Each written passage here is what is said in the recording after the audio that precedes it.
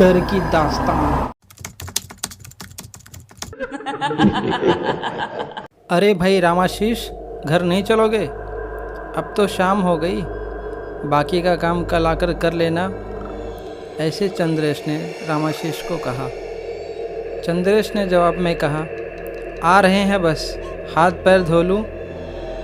दोनों अपने खेत से घर की ओर चल दिए। खेत की फसल तैयार होने को आई थी तो दोनों अपने अपने खेत में सुबह से काम कर रहे थे।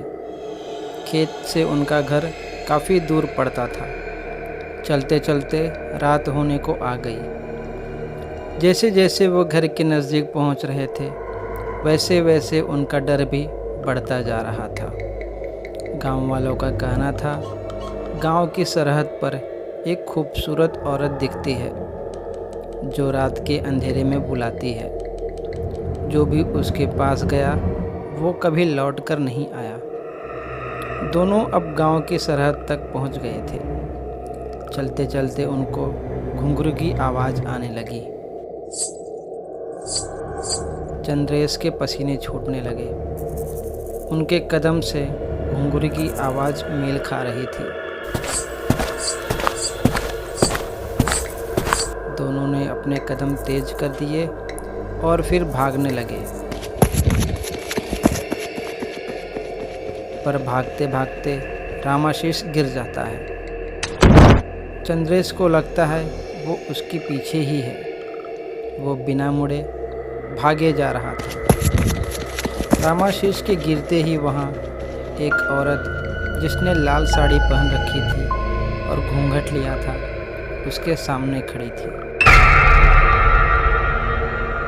रात के अंधेरे में रामाशीष को बस उसकी लाल आँखें ही दिख रही थी। फिर एक जोर की चीख में रामाशीष की ज़िंदगी ख़त्म हो जाती है। सुबह चंद्रेश सबको उसके साथ रात में क्या हुआ बताता है। रामाशीष की लाश कहीं नहीं मिलती। उसके घर वालों का रो रो कर बुरा हाल था। चंद्रेश को गांव में आए अभी 3 साल ही हुए थे। उसने बस उस औरत के बारे में सुना था, लेकिन असलियत में वो कौन है, कहाँ से आई है, क्यों लोगों को मार रही है, उसे नहीं पता था। रामाशीष को मारने से पहले उसने 3 और लोगों को मारा था। उस औरत के बारे में चंद्रेश ने पता लगाने का सोचा। शायद इसके बाद ही हम उस मुसीबत का हल निकाल सकें। और वो अपने गांव में सबसे पूछने लगा। लेकिन जब भी वो किसी के घर उसके बारे में पूछने जाता सब मना कर देते। वो ऐसा क्यों करते? उसके डर से या कोई और बात जो चंद्रेश को बताना नहीं चाहते थे। उस औरत के बारे में पूछते पूछते चंद्रेश गांव के मुखिया के घर पहुंच जाता है। गांव के मुखिया लाला राम ने उसे अपने कमरे में बुलाया। पहले तो उसने रामाशीष के बारे में पूछा, कैसे हुआ ये सब। चंद्रेश ने सब कुछ लाला राम को बताया तो लाला राम के पसीने छूटने लगे। फिर लाला राम ने जो कहा उसे सुन के चंद्रेश को यकीन नहीं हुआ। लाला राम ने कहा, मैं जानता हूँ वो औरत कौन है।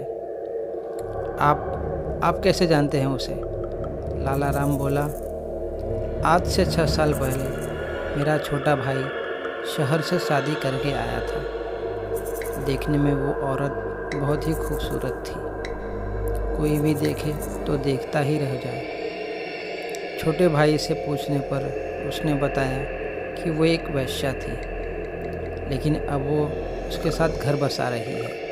वेश्या सुनते ही उसने अपने भाई को जोर का थप्पड़ लगाया और उस औरत को पूरे गांव में बेइज्जत करके निकाल दिया। लेकिन वो दोनों रात में फिर से लाला राम से मिलने आए। लाला राम ने रामाशीष और 3 लोगों को उन दोनों को ख़त्म करने बोल दिया।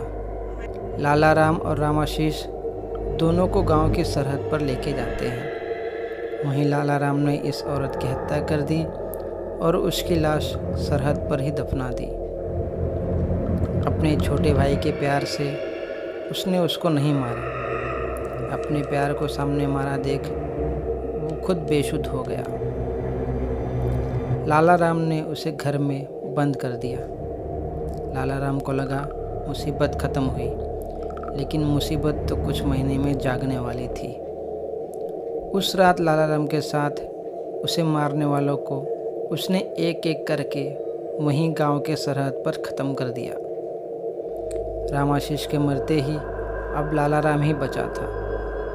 चंद्रेश ने अपने मन में सोचा, ऐसे आदमी को तो मरना ही चाहिए। चंद्रेश ने लाला राम से कहा, मैं जानता हूँ उससे कैसे छुटकारा पा सकते हैं। मैं किसी को जानता हूँ। लाला राम की जान में जान आई।